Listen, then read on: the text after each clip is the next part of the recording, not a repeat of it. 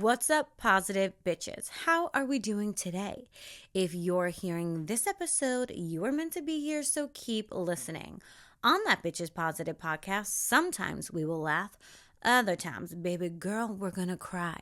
But we will always walk away feeling our most empowered, positive bitch self. That is, babe in true connection with herself. On this podcast, we simply unravel who we are not so we can fully step into exactly who we came here to be. Today, we are talking about crying. Jazz hands. We are talking about crying, this sacred self-ceremony that we have with ourselves. So many of us push our crying down. We try to pretend, I have no feelings. I have no idea what you're talking about. We try so hard to run from crying when crying is the thing that's going to set us free. There's a reason we cry. God built into us a crying mechanism for a reason.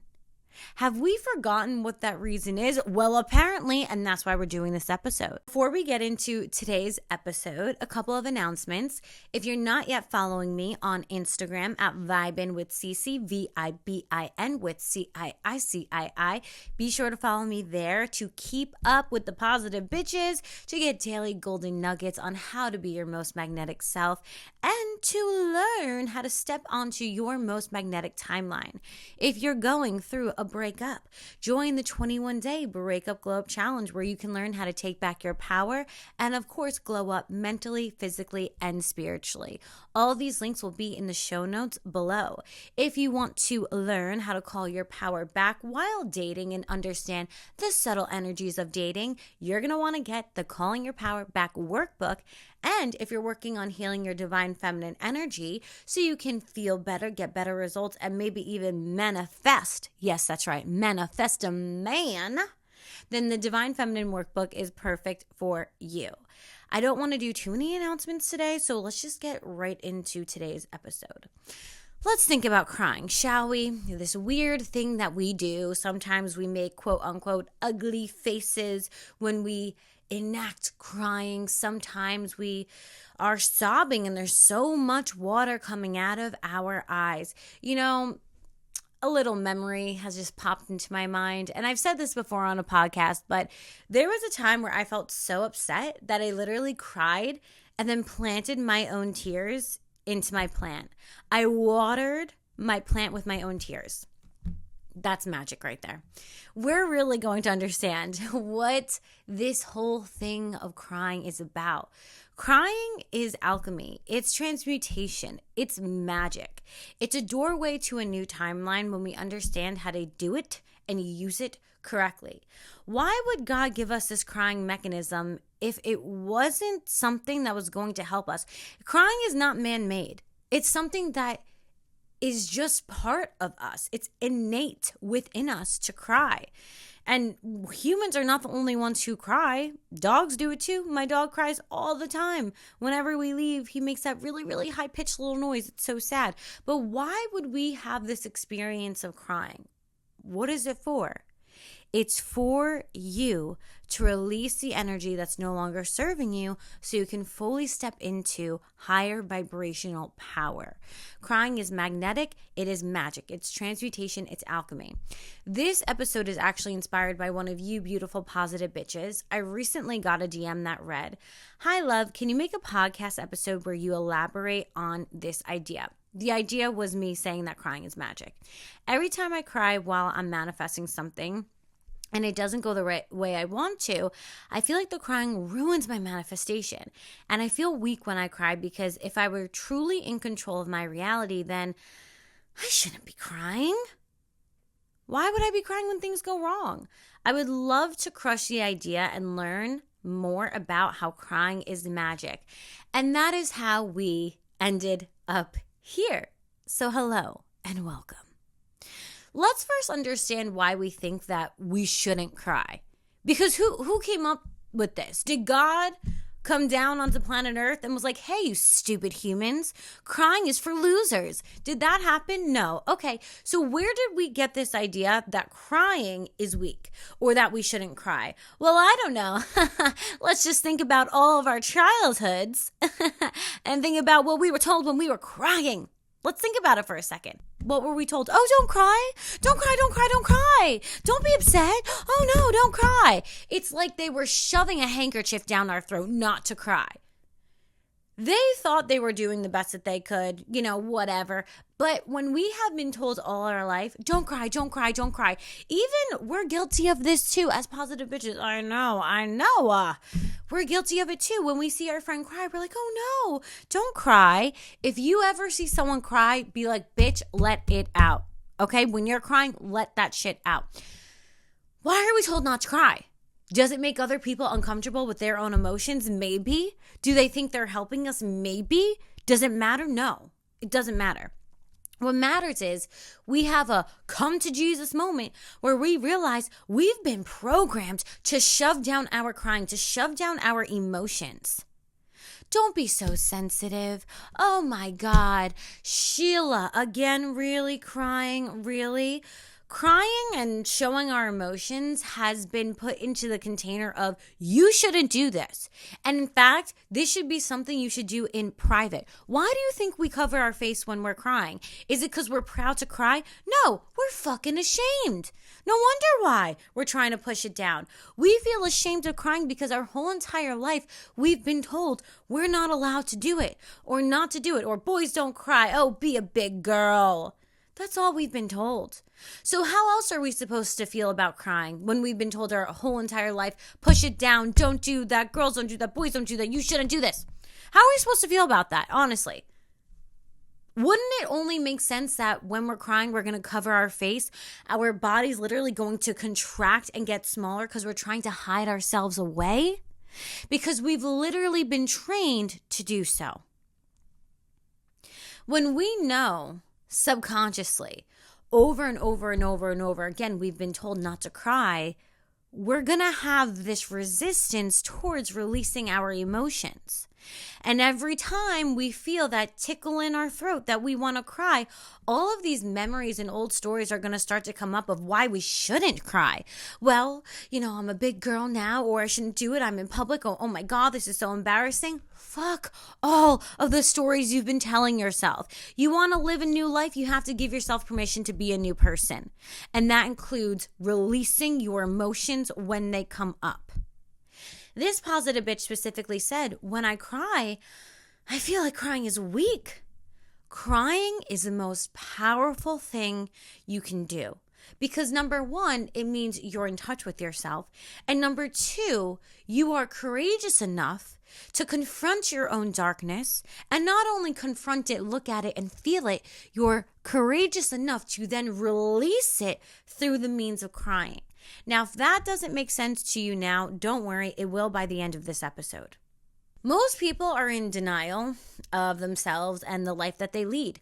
So yeah, they're probably going to tell you, oh, don't cry. Because they don't even know how to confront their own emotions. They don't even know how to look into their internal world. But that doesn't mean that we have to follow suit. Why are we following people we don't even want to be like? Why are we watching people we don't even want to be like? Why are we listening to people we don't even want to be like? Pause. I think we need to reconvene. I think we need to double check on who we actually want to listen to, because the 5 people you spend the most time with, whether it's in person or on social media, is who you become the average of, the 5 people you spend the most time with. So come to Jesus, take the wheel. Let's acknowledge what's happening in this moment. I may have been trained that I'm not allowed to cry, that I'm not supposed to cry. But what do those people know anyway? Crying is actually powerful.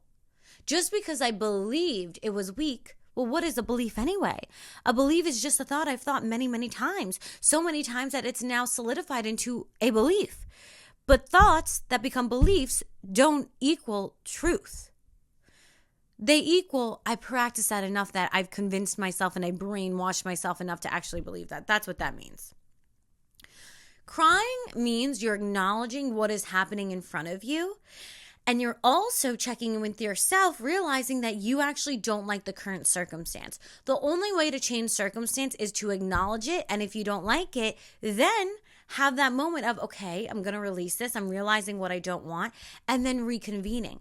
But most people are miserable and they are just in denial of what they don't want. So yeah, they're going to push down the crying. So the first reason why we feel like we can't cry is because we essentially been told by people who refuse to look at their own emotions that we're not allowed to cry.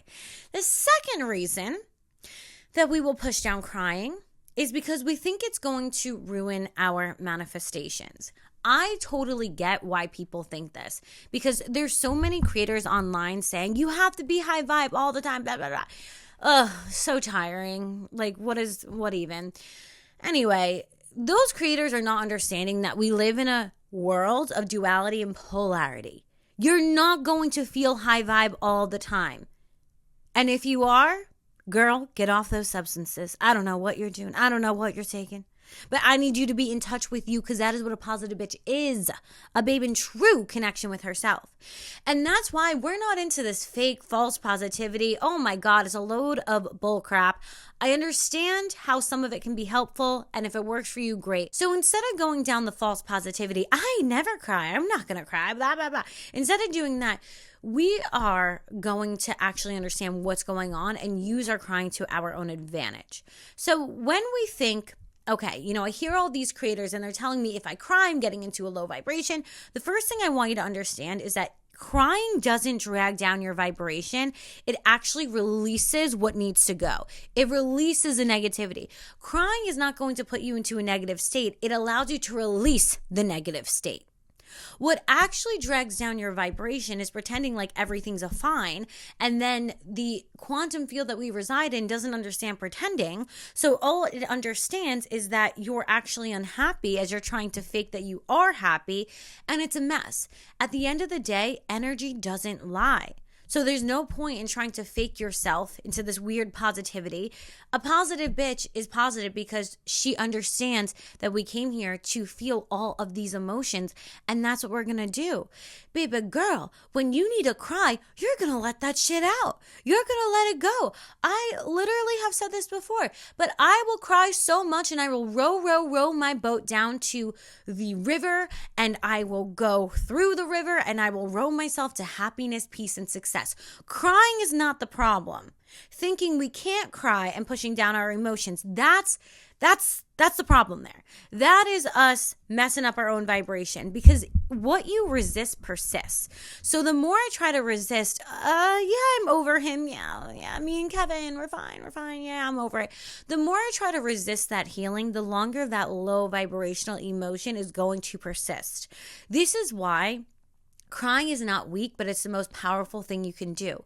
When you cry, you're opening yourself up to releasing that low vibration. And instead of trying to resist the pain, you're releasing it, and it's no longer a part of your energetic signature. Hallelujah. Crying is amazing because it's allowing us to see what's not working in our external environment. We use our external to understand our internal. Contrast is always going to lead to clarification. Anytime me and my boyfriend are trying to figure out what we want to order in, I always say, okay, what do we not want? Because that contrast of what we don't want is actually a way faster route to figure out what we do want. If we can agree on what we don't want, that's going to help us understand what we do. So contrast, the crying, the acknowledging of what we don't want actually allows us to become better creators. It grounds us, it makes us present, and in knowing I don't want to feel this pain, I immediately send out a new message to the universe of I want to heal. That is how we're able to grow and develop and learn. Crying is a sign, it's a signal showing us what we don't want, and it's telling us, hey, we need to be more clear about our manifestations. I like to think about emotions sort of like water. So we know that water can be gas, water vapor, it can be liquid, something you drink, or it can be solid like ice. This is a lot like our emotions and our thoughts. So let's say a thought form starts out, and this is its gaseous state. This is the water vapor, a thought of, I'm not good enough. If I practice this thought enough times, eventually it's going to start to become more real, and it's going to morph into a sort of watery experience. This water may be me crying. This water may be I manifest an experience that affirms this belief that I'm not good enough. And over time, as we continuously hold on to the emotion, which started out as a thought of I'm not good enough, if we don't allow ourselves to cry, well, then it's going to turn into something really solid 3D evidence of acne or weight gain or some secondary issue. When our thought forms that are negative go from thought to water, and hopefully we cry it out. If not, we usually manifest experience after experience after experience that reaffirms this thought that we have about ourselves. And then what do? We start to really believe it, and it starts to become part of our energetic signature, and then we start to have the secondary issues solidify in our life. What is the point of me telling you that these thoughts, these emotions go from gaseous states to liquid states to solid states of secondary issues? You want to get these thoughts, these emotions out when they're still in a gaseous or water form. So if you're having a negative thought, you want to acknowledge it and say, thought, I do not claim you, and I send you to the light. You're not mine to claim. Goodbye. If you're getting to the water state, meaning you're manifesting experiences that reaffirm your beliefs, or you feel like you want to cry, but you're not letting yourself, let it out.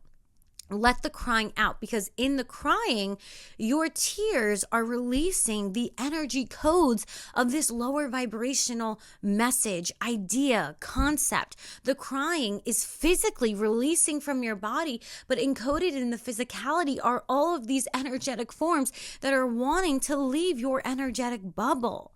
Feeling a negative emotion overall is a positive experience because you're releasing instead of holding on, resisting, and persisting. The crying is an invitation to release the energy that has been holding you back so you can finally vibrate higher. Crying is an invitation to release all that's no longer serving you so you can get to your next best timeline. Crying is magic. Crying is alchemy. You're changing your state from one form into another, into a higher vibrational state. Crying is a vehicle to release these lower vibrational energies, entities. That's why it's a God-given innate ability to cry, because our body knows to do it for us. Our body knows crying is not something we thinking about. It's something that just comes out. It's like a bomb, very fragile, and just happens. Yep, bam, boom, it's here. Crying is innately within us because God gave us an ability, a vehicle to release what's no longer serving us. Without doing journaling and thinking and walking, we can just cry it out. While you're crying, if you want to add on surrendering to your current moment, that is going to shift significantly everything for you. Everything. Having a surrender statement while you're crying feels like you're holding all of your bags and you finally just let them all go. You know, things become heavy because we keep holding on to heavy shit. Things become heavy because we're not willing to put some things down. Baby girl, put your shit down. Put it down. And you know what? If you want to pick it back up later, you can. It's not going to go anywhere else. It's not going to grow legs and run away from you. If you want to pick up this shit again later, you can pick it up. But for now, put it down. Put it down. Surrender. Surrender to the current moment. God, this is a lot for me. Angels, I need help. Your spiritual team is not going to invade your life without you inviting them to do so. Invite them into your life. Isn't it funny that after we cry, we feel so much lighter? Why is that? Oh, right. Because we're releasing the lower vibrational energy. You ever heard someone say, I just needed a good cry and I'm good. And I'm good. People are so afraid to cry because they think it's going to make them feel worse, when crying actually is the thing that makes us feel better. It's a tool given to us in our bodies to release that energy so we can feel better later. But you have to allow yourself to cry. You have to allow yourself to go there. Are you willing to allow yourself to go there? Are you willing to look at the darkness? Are you willing to dance with it? Are you willing to uncover the things that might not feel great in the moment but will feel much better later? Are you willing to go there? You already know it's the most powerful thing you can do. You already know that it's not something negative. It's not something you shouldn't do, because why? We talked about it. Those people are just, they're like parrots. They just repeat what they think they know. They don't know shit. They don't know shit. They're probably miserable in their own life, and we send love and light to them. But we got to take care of ourselves. And that means crying. Crying is literally changing your auric field. It's changing your energy. It's opening up your chakras, especially your throat chakra. So many of us are afraid to speak up, are afraid to say what we really want, are afraid to talk about what hurts us. When you do this, you literally balance out your third chakra right here, your throat chakra, third coming down from your head. I've literally gotten some questions before from you positive bitches that I want to bring up today, talking about Cece. I don't know how to cry. I don't know how to do it. I can't cry. I never cry. It won't come up. If we are having trouble crying, why would that be? Well, we get really good at what we practice. If I've practiced shutting down my emotions my whole entire life, what am I going to be good at but shutting down my emotions? So we have to reintroduce ourselves to our emotional self, our emotional body. And something that's really fun to do that can explain to you how you process your emotions is actually your moon sign. I know, something very random, but our moon sign is how we categorize our childhood, and it's how our inner child reacts to the world. It's how we emotionally react and how we emotionally process. So, for example, my moon sign is a Cancer, and Cancers are known to be very, very emotional. And that is how I am when it comes to processing my emotions. I've been called sensitive my whole life. I've been told to stop crying my whole life. And it took me going through my breakup to be like, I'm going to cry when I want to. In fact, I'm going to invoke myself to cry so I cry more so I get everything out. I am going to cry whenever the fuck I want to. It's my birthday or it's my party and I'll cry if I want to. Ay, cry if I want to. Ay, cry if I want to. That is what we need to remember. This is our life. I'm going to cry if I want to. This is my life. I'm going to cry if I want to. Say it with me. This is my life. I'm going to cry if I want to. Hey Sheila, this is my life. I'm going to cry if I want to. Hey Mom, this is my life. I'm going to cry if I want to. I want you to scream it. I don't care where you are. This is my life. I'm going to cry if I want to. Hey, Dad, this is my life. I'm going to cry if I want to. Hey, friends, over here, this is my life. I'm going to cry if I fucking want to. Hey, exes, this is my life. I'm going to cry if I want to. Hello, everyone. This is my fucking life. I'm going to cry when I want to. I'm going to cry when I want to. Why? Because crying is magic. Crying is alchemy. Crying is changing over your energetic being, period. Your moon sign can give you some interesting and fun insight to how you actually process your emotions. I am a Cancer, so everything that I process, it's a very emotional process. My sun sign is a Capricorn, and it's really funny because my boyfriend's moon sign, how he processes information and emotion, is also my sun sign is a Capricorn. So he responds to situations very unemotionally for the most part, because in his childhood he had to push down a lot of those emotional things. He's a guy, so programming. And for me, my childhood was so emotional, and I'm still so emotional. So anyway, we can see that our moon sign can help us understand why we may be certain ways when it comes to our emotions. And it's really simple to find your moon sign. Just type onto the computer, moon sign calculator or sun sign calculator, it will usually have a moon sign calculator too. But your sun sign, the one that everyone talks about, is not your moon sign. The big three is your rising sign, it's your sun sign, and then you have your moon sign. And the one I want you specifically to look at is your moon sign. I believe that we chose the stars we come in through. I believe that we choose our sign and all the different, it's so convoluted, but all the different layers of our sign. I believe we choose everything, and it's all part of our plan here and our soul contract. So check out your moon sign. Let me know what your moon sign says about you. Be sure to always take everything with a grain of salt and bounce it off your own conscious mind. That's why you have one, okay? Don't just read anything off the internet and trust it with 100%, but just start gathering information. So how can we begin to get to know our own emotions? We can look at our moon sign and get some info about that. Also, a big thing is you've been told your whole entire life that you're not allowed to cry.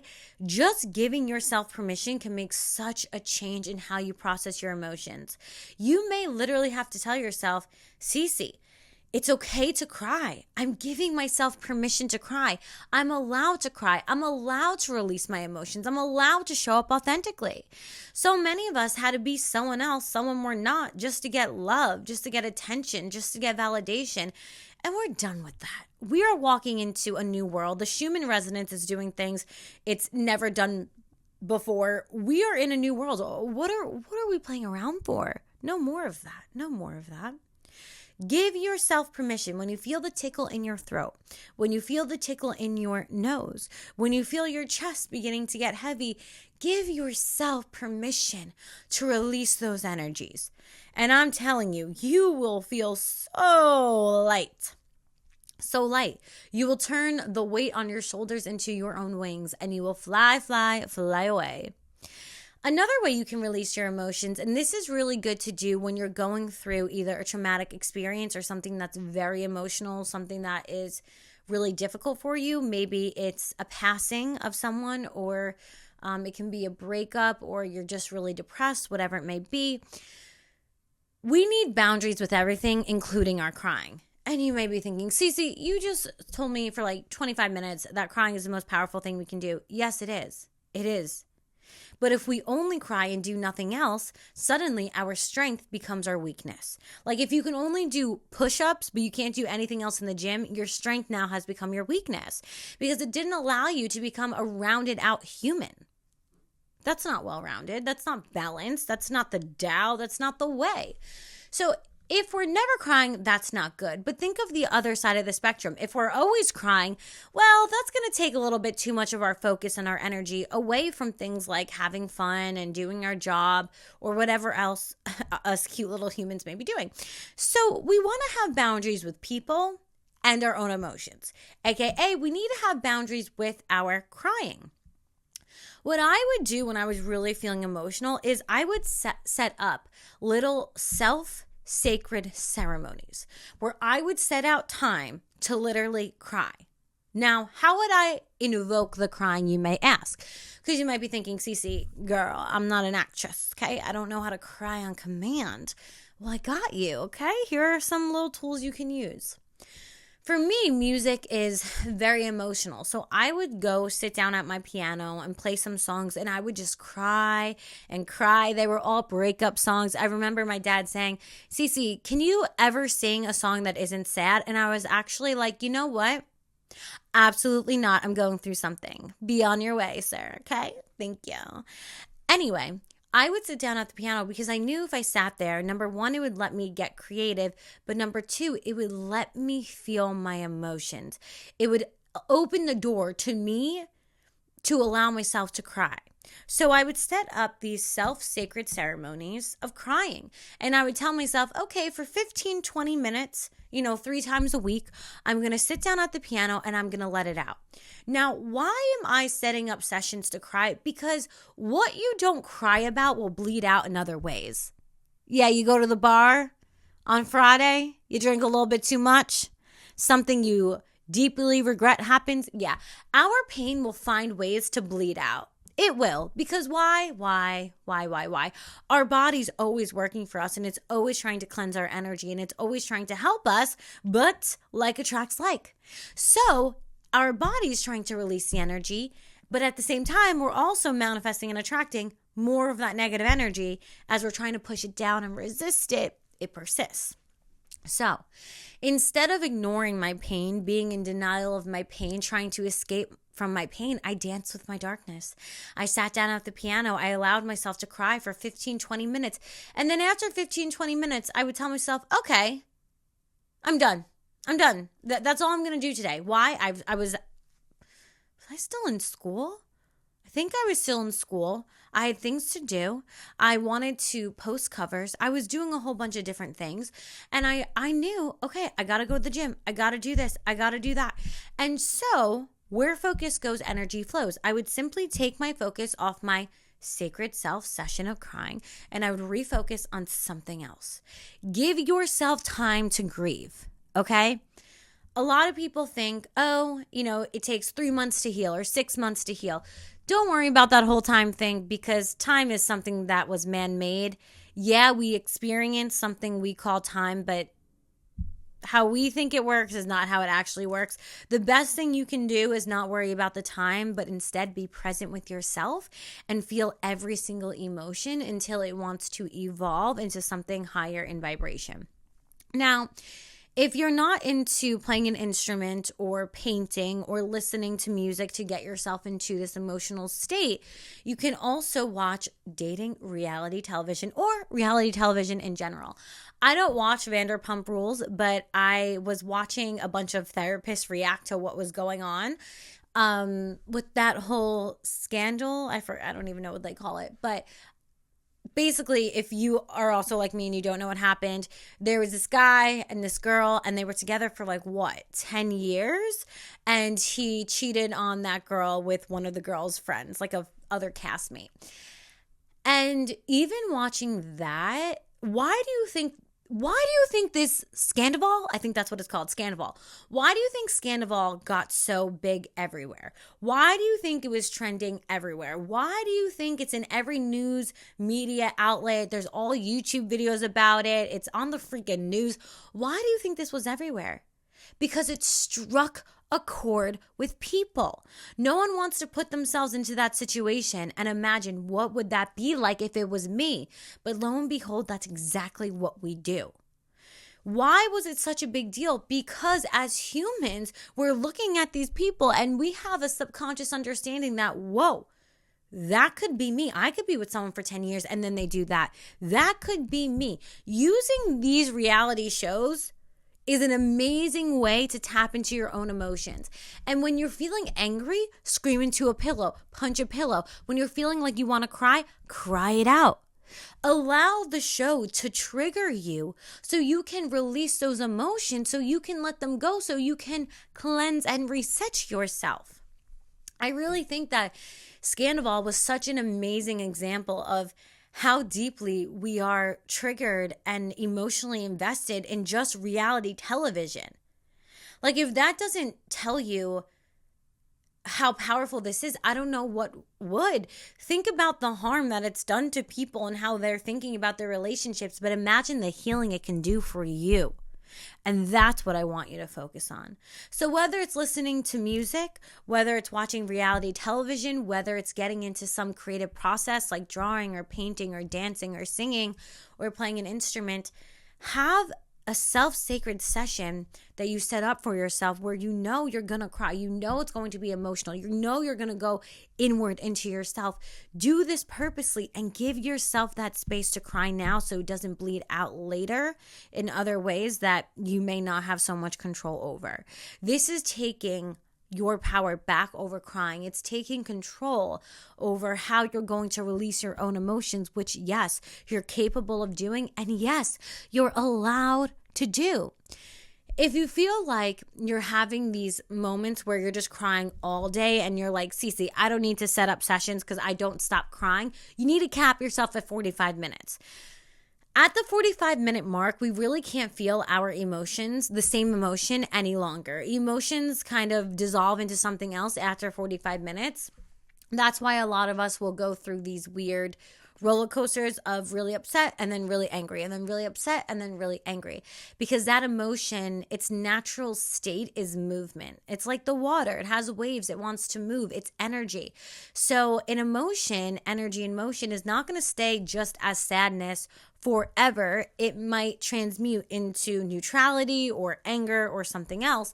But keep that in mind. If your emotion can only stay in that state for about 45 minutes, after 45 minutes, after you cried it out, go focus on something else. Take responsibility over your own life, okay? As much as we want to invoke crying, we also need to put a boundary there and say, well, I don't want to just cry all day, every day, because that's not fun either. It's fun when I can release what I need to release and then also keep it moving and grooving. That is what we want. Some sort of balance in our life. I hope this episode has brought some light to you. If this has resonated with you and you would like to share it with a friend or family member, that would be amazing. You never know who could just really need to hear the words of someone else who is waiting for that shift or that sign. So be that sign for someone else and share this podcast. If you enjoyed it, post it on social media and tag me so I can repost you. I love talking to you positive bitches. If you have suggestions about what you want to hear, DM me, let me know.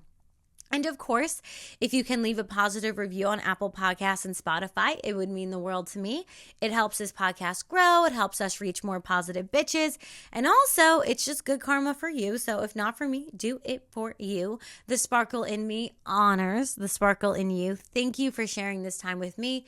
You could be literally anywhere in the world doing anything, and you chose to be here with me. So thank you, thank you, thank you. I love you so much, and I'll see you in the next one. Mwah!